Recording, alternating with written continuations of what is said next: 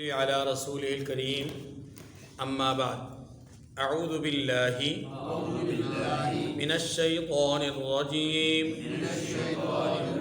بسم الله الرحمن الرحيم يسألونك ماذا ينفقون قل ما أنفقتم من خير فللوالدين والأقربين واليتامى والمساكين وابن السبيل وما تفعلوا من خير فإن الله به عليم صدق الله العظيم.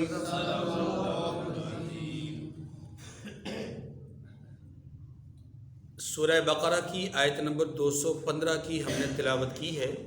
اس آیت کریمہ سے پہلے اللہ تعالیٰ نے اہل ایمان کو مشقتوں اور آزمائشوں میں مبتلا ہونے کی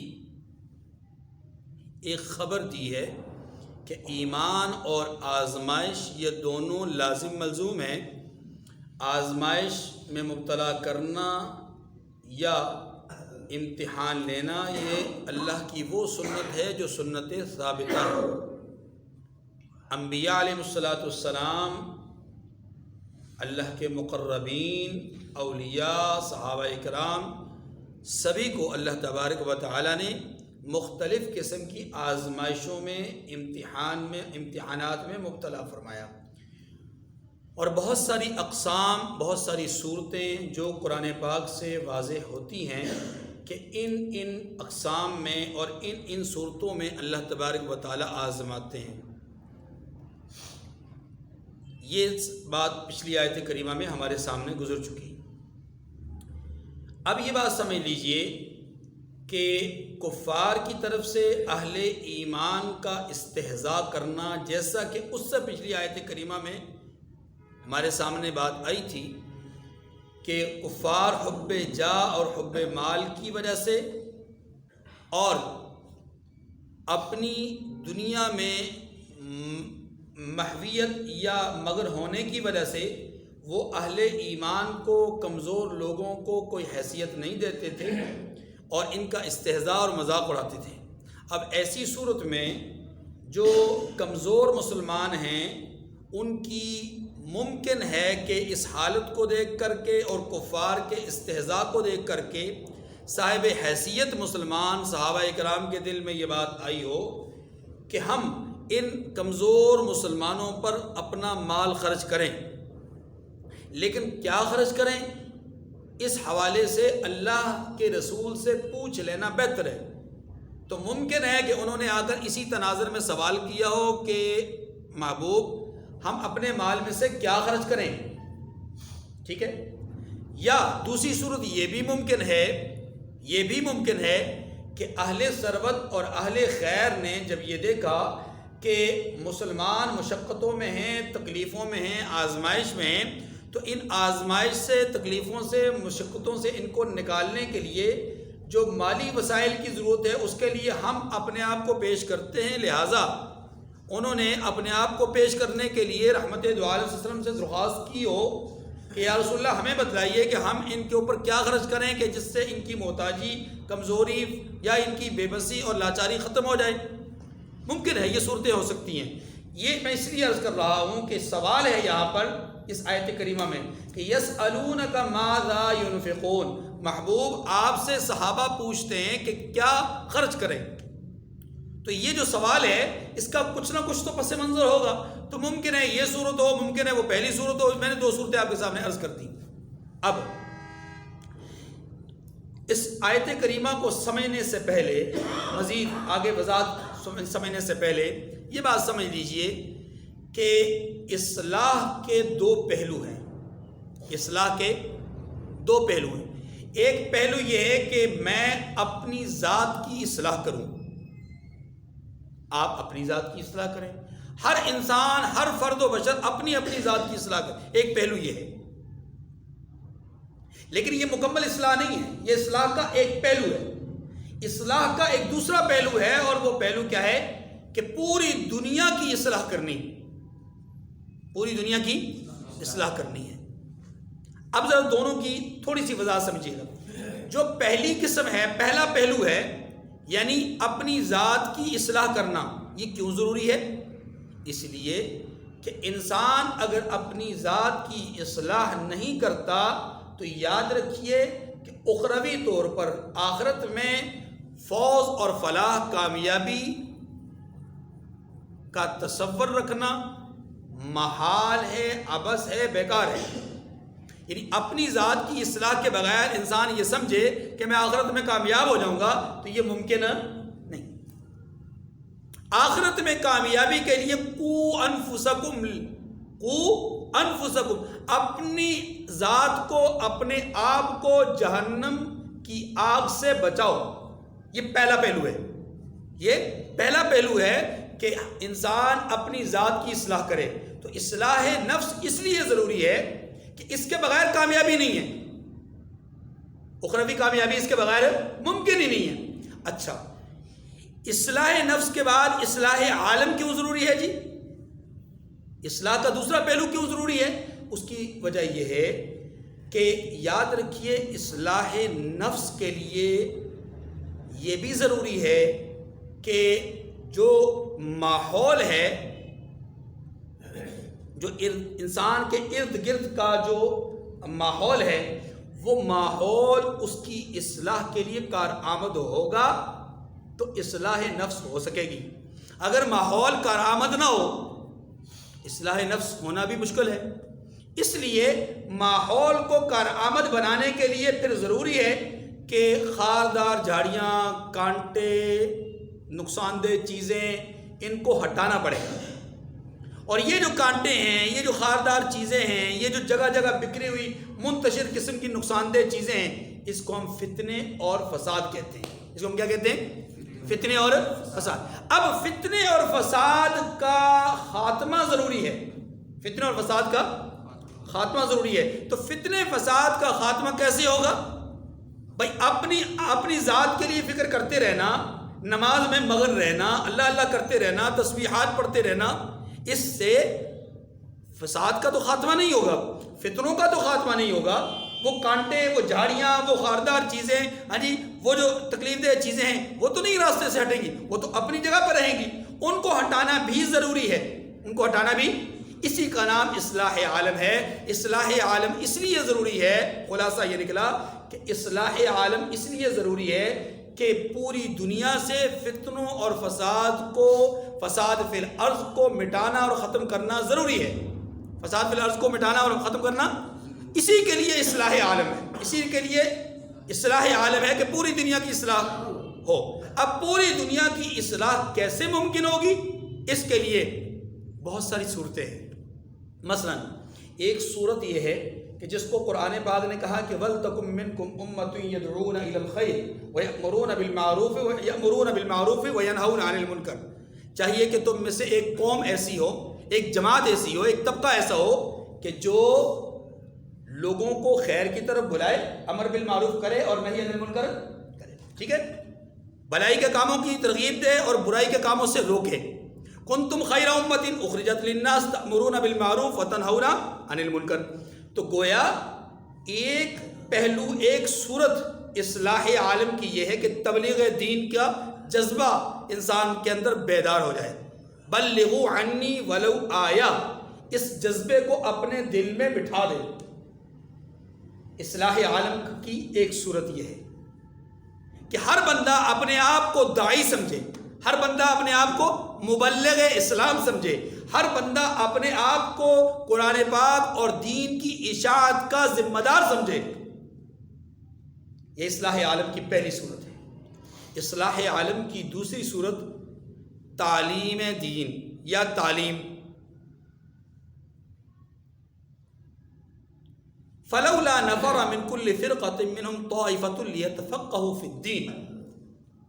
چاہیے کہ ایک جماعت اگر راہ حق میں جہاد کرنے کے لیے نکلی ہے تو پھر ایک جماعت ایسی بھی ہو جو دربار رسالت میں بیٹھی رہے اور اللہ کے رسول کے فرامین کو لکھے، نوٹ کرے، سمجھے، جانے، ان کو دماغ ذہن میں بٹھائے اور پھر دوسروں تک اس کو پہنچائے. کیونکہ یہ سیکھنا بھی ضروری ہے. سیکھنا بھی، جہاں کفر کا زور توڑنا ضروری ہے، جہاں کفر کی طاقت کو ختم کرنا ضروری ہے، وہیں پر کفر کی تعلیم اور تربیت کا اہتمام کرنا بھی ضروری ہے. ان کو سکھانا بھی تو ضروری ہے. بھائی آپ کی طاقت کو کیوں توڑنا چاہتے ہیں؟ آپ کے زور کو کیوں مٹانا چاہتے ہیں؟ تاکہ ان کو بتایا جائے کہ لنخرج العباد من عبادت العباد الى عبادت رب العباد.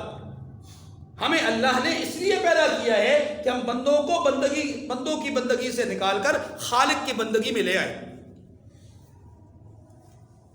تو دوسری چیز تعلیم. تیسری چیز تربیت و سلوک، جس کو ہم تصوف کہتے ہیں، خانقاہی نظام کہتے ہیں. یہ بھی اصلاح عالم کا ایک تصور ہے یا ایک طریقہ ہے یا ایک صورت ہے. اصلاح عالم کی ایک صورت یہ ہے، فساد فی الارض کو مٹانے کی ایک صورت یہ ہے، فطروں کی سرکوبی کرنے کی ایک صورت یہ ہے کہ تصوف سے انسان جڑ جائے، اللہ والوں سے جڑ جائے. اب وہ کیا ہے؟ اللہ والوں کی توجہات، ان کے فیوضات اور ان کے انوارات کی برکت سے انسان اللہ کا ہو جائے اور بندوں کی خدمت اس کے دل میں موجزن ہو جائے گی. یوں فتنے اور فسادات مٹ جائیں گے اور اصلاح عالم کی ایک صورت اور شکل پیدا ہو جائے گی.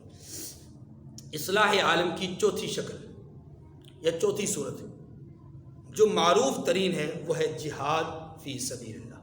وہ کیا ہے؟ جہاد فی سبیل اللہ، اللہ کے راستے میں جہاد کرنا. اللہ رب العزت نے فرمایا وَلَوْلَا دَفْعُ اللَّهِ النَّاسَ بَعْضَهُمْ بِبَعْضٍ لَهُدِّمَتْ صَوَامِعُ وَبِيَعٌ وَصَلَوَاتٌ وَمَسَاجِدُ يُذْكَرُ فِيهَا اسْمُ اللَّهِ. اگر یہ ایک طبقے کے ذریعے سے دوسرے طبقے کو روکے جانے کا حکم نہ آتا، یعنی جہاد کا حکم نہ آتا، اس سے پیچھے آیا اُذِنَ لِلَّذِينَ يُقَاتَلُونَ بِأَنَّهُمْ ظُلِمُوا. اب مظلوموں کو ہاتھ اٹھانے کی اجازت دے دی گئی. اب مظلوموں کو 14 سال سے ظلم اور ستم کی چکی میں پسنے والوں کو اب کفر کے مقابلے میں کھڑے ہونے کی اجازت دے دی گئی ہے. تو فرمایا گیا یہ اجازت نہ دی جاتی، یہ والا اجازت والا عمل نہ ہوتا تو پھر نہ کوئی کلیسا بچتا، نہ کوئی گرجا بچتا، نہ کوئی اور عبادت خانہ بچتا، نہ کوئی مساجد بچتی. مقصد کیا ہے؟ مقصد یہ ہے کہ دیکھیے اللہ کا مقصد قطعاً یہ نہیں ہے کہ گرجوں کو بچانا، قطعاً یہ مقصد نہیں ہے کہ کلیسوں کو بچانا. مقصد یہ ہے کہ اگر فتنہ اور فساد کی سرکوبی کا حکم نہ کیا جاتا تو پھر کوئی بھی آدمی، کوئی بھی انسان اپنی مرضی سے زندگی نہیں گزار سکتا تھا. یہ جو اللہ رب العزت نے ہر انسان کو اس کی زندگی جینے کا اختیار دیا ہے، فمن شاء فلیؤمن ومن شاء فلیکفر، جبری نہیں ہے، جبری زبردستی نہیں ہے کہ کوئی آدمی یہ سمجھے کہ اللہ نے زبردستی کسی کو مسلمان بنایا ہے، زبردستی کسی کو یہودی بنایا ہے، زبردستی کسی کو ہندو بنایا. نہیں، اللہ کے رسول صلی اللہ علیہ وسلم نے اس بات کو بالکل کلیئر کر دیا ہے.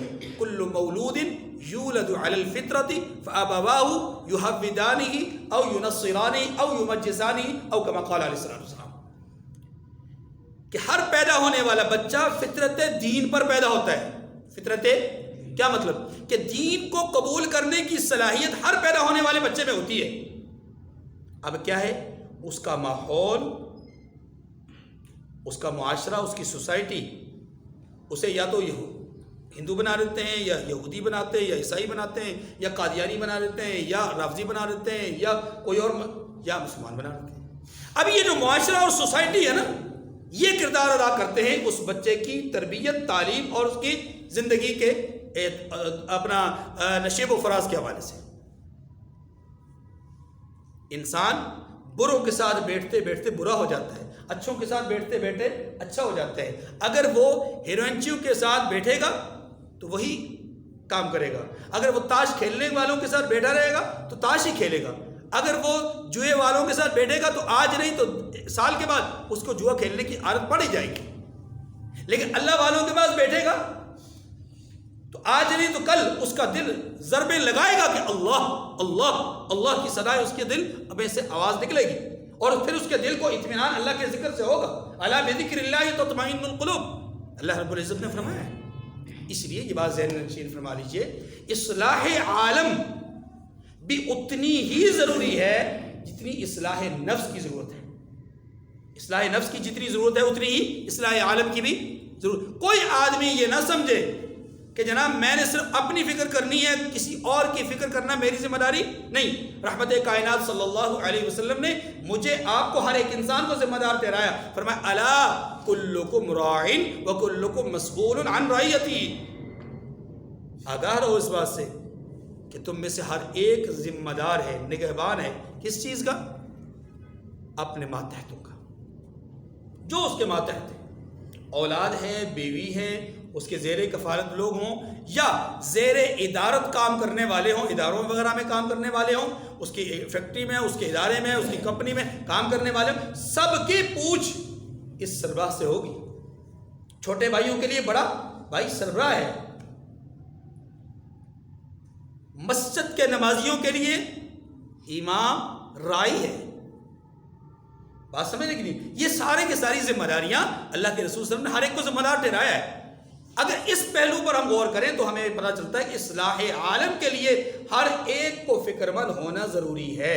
اور کیوں ضروری ہے؟ میں نے آپ کو اس کی وجہ بتا دی ہے کہ اصلاح عالم اس لیے ضروری ہے کہ فتنہ اور فساد کی جڑ کو ختم کرنا ہے تو پھر اس فکر میں مبتلا ہونا ہے، اور اگر یاد رکھیے اس فکر میں مبتلا نہیں ہوں گے تو فتنے سر اٹھائیں گے اور اٹھتے چلے جائیں گے، اٹھتے چلے جائیں گے، یہاں تک کہ ہم فتنوں کے اندر جکڑ دیے جائیں، جیسا کہ آج ہو رہا ہے، جیسا کہ آج ہو رہا ہے۔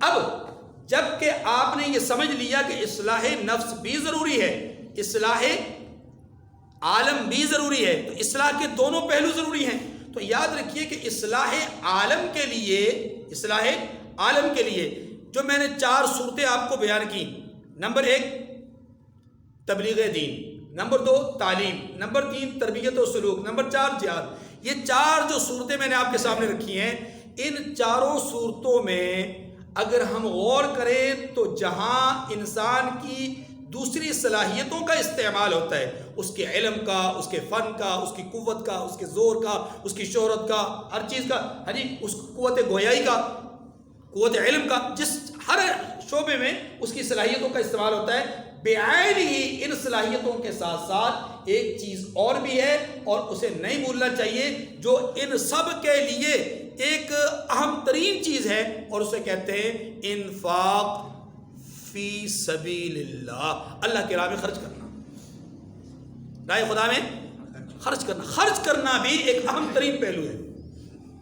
اور قرآن پاک نے تو خرچ کرنے کے حوالے سے اتنی ترغیب دی ہے کہ آپ قرآن پاک کا مطالعہ کرتے جائیں تو اس حوالے سے اس پہلو پر قرآن پاک نے جتنا زور دیا ہے، کہیں تو یہ کہا ہے وبشر المخبتین، جو عاجزانہ روش اختیار کرنے والے لوگ ہیں انہیں خوشخبری دیجیے۔ اب یہ کون لوگ ہیں؟ الذین اذا ذکر اللہ وجلت قلوبہم، یہ وہ لوگ ہیں کہ جب ان کے سامنے رب ذوالجلال کا ذکر ہوتا ہے تو ان کے دل چمک اٹھتے ہیں۔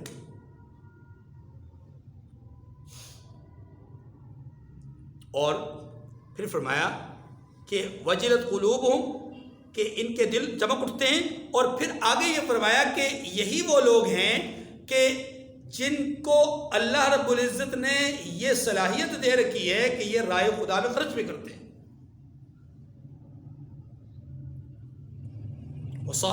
والمقیمین الصلاۃ ومما رزقناہم ينفقون، نماز قائم کرنے والے بھی اور راہ خدا میں خرچ کرنے والے بھی، یہ کون لوگ ہیں؟ عاجز لوگ ہیں۔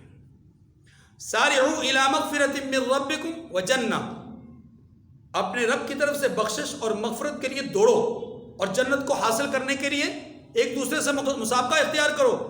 کون سی جنت؟ اعدت للمتقین، جس جنت کو تیار کیا گیا، بنایا گیا، مزین کیا گیا متقین کے لیے. اب متقین کون ہیں؟ فرمایا الذین ينفقون فی السراء والضراء، کہ جو تنگی میں، آسانی میں، ہر حال میں اللہ کی راہ میں خرچ کرتے ہیں.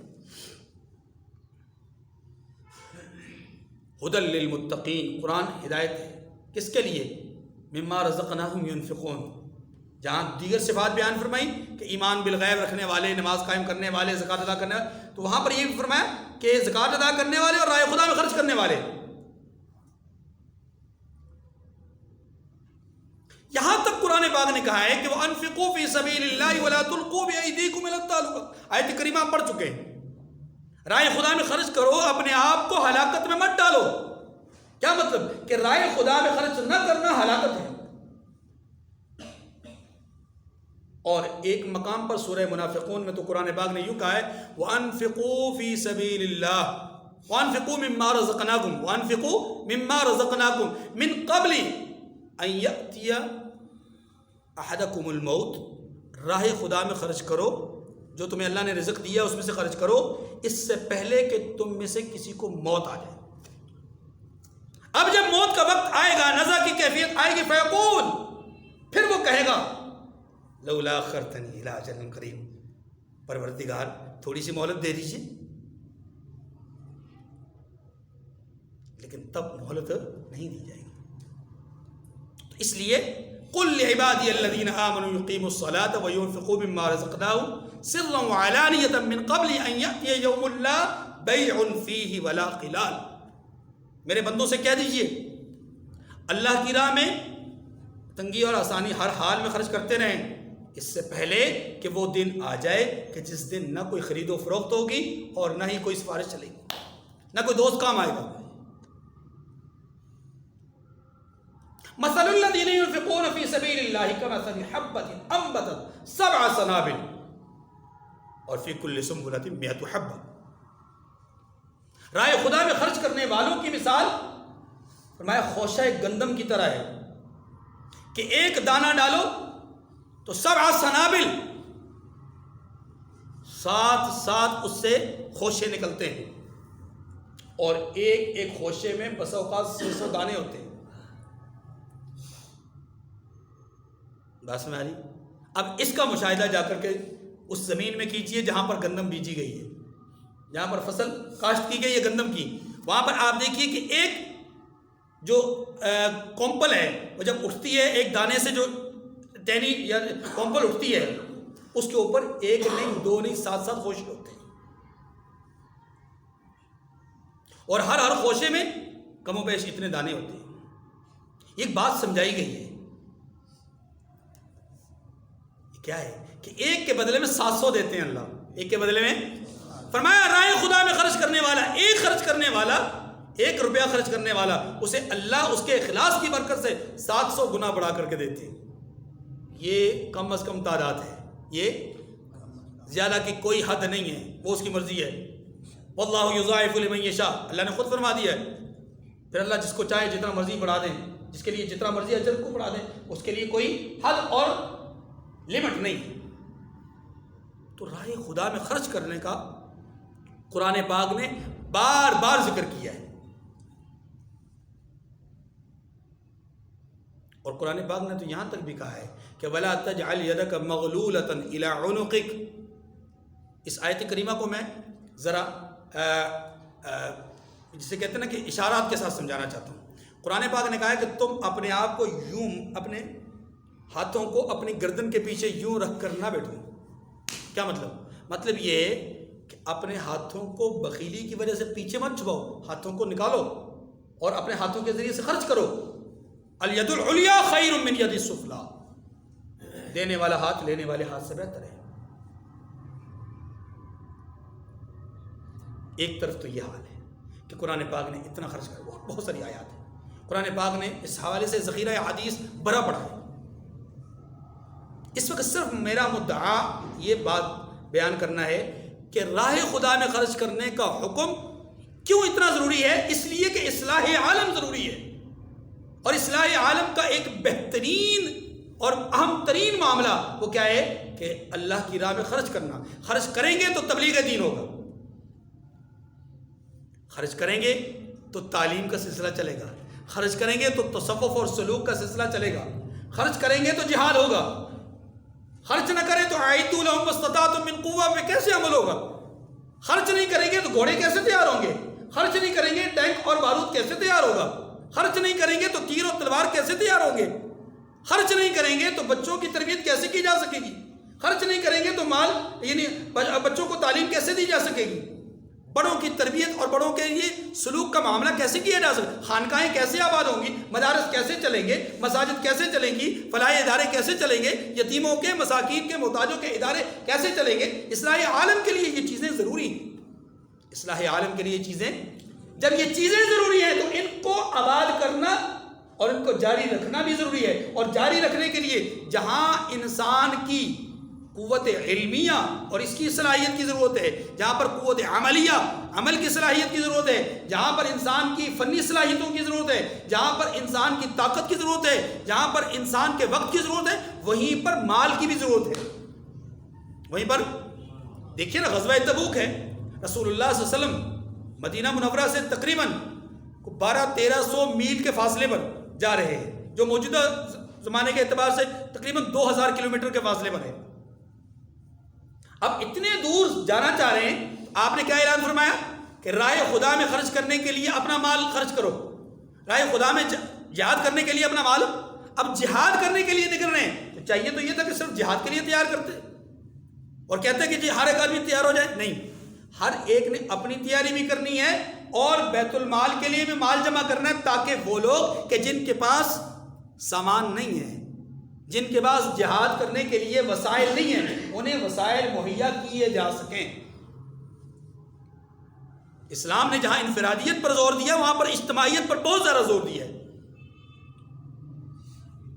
بات سمجھ رہے؟ تو یہ مساجد جو آباد ہوتی ہیں, مدارس آباد ہوتے ہیں, یہ سسٹم جو چلتے ہیں, یہ سارے کے سارے اللہ تعالیٰ نے دنیاوی اسباب کے اعتبار سے مال اس کا ایک اہم ترین سبب بنایا ہے. اسی مال کے خرچ کرنے کے حوالے سے یہ بات عرض کر رہا ہوں کہ مال رائے خدا میں خرچ کرنا بہت زیادہ ضروری ہے.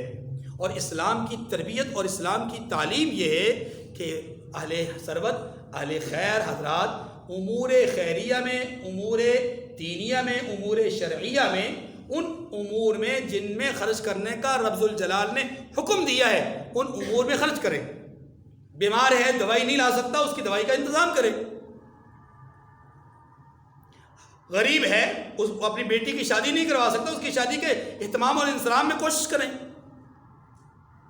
غریب ہے, اس کے گھر میں چولہا نہیں جل رہا, آپ اس کے لیے جو ہے وہ راشن کا انتظام کریں. اس کے لیے پوشاک نہیں ہے, پوشاک کا انتظام کریں. قرآن پاک نے اسراف کو, فضول خرچی کو منع کیا ہے اور بخل کو بھی منع کیا ہے. بخل بھی جائز نہیں, فضول خرچی بھی جائز نہیں. بخل کیا ہے؟ بخل یہ ہے کہ جہاں پر خرچ کرنا چاہیے وہاں خرچ نہ کرنا, یہ بخل ہے. اور فضول خرچی کیا ہے؟ فضول خرچی یہ ہے کہ جہاں خرچ کرنا چاہیے, جہاں خرچ کرنا چاہیے وہاں ضرورت سے زائد خرچ کرے, یہ فضول خرچی ہے. دونوں میں فرق سمجھیے گا. گھر بنانا ضرورت ہے, گھر بنانا کیا ہے؟ ضرورت ہے. اب اس گھر کو اس انداز سے مزین کرنا کہ 4 لوگوں کی رہائش کے لیے ایک گھر بنایا جا رہا ہے اور اس گھر پہ کروڑوں روپیہ خرچ کیا جا رہا ہے, یہ ضرورت نہیں ہے, یہ فضول خرچی ہے. یہ کیا ہے؟ فضول خرچی ہے. ایک پورٹریٹ, ایک ایک اندر تصویر سجانے کے لیے, لگانے کے لیے لاکھوں روپیہ لگایا جا رہا ہے. باتھ روم پہ لاکھوں روپیہ لگایا جا رہا ہے. کیا ہے جی؟ میک اپ والی جو کیا کہتے ہیں اس کو, ڈریس ٹیبل ہے, ہاں جی, اس ٹیبل کو خریدنے کے لیے لاکھوں روپے خرچ کیا جا رہا ہے. فرنیچر قسم جو ہے وہ وہاں پر پردے جو ہے قیمتی سے قیمتی پردے لا کر لگائے جا رہے ہیں. یہ سارا کا سارا کیا ہے؟ فضول خرچی ہے. اسلام نے اپنے گھر بنانے کا حکم دیا ہے, اپنے گھر کو بہت بڑی نعمت قرار دیا ہے, لیکن گھر کا مطلب یہ نہیں ہے کہ گھر کو سونے سے سجا دیا جائے. تیرے علاقے کے لوگ, اللہ کے بندے, بھوک سے مر رہے ہیں اور تیری بیٹی کروڑوں روپے کا لہنگا پہن کے شادی کر رہی ہے، مجھے بتا اور کافری کیا ہے؟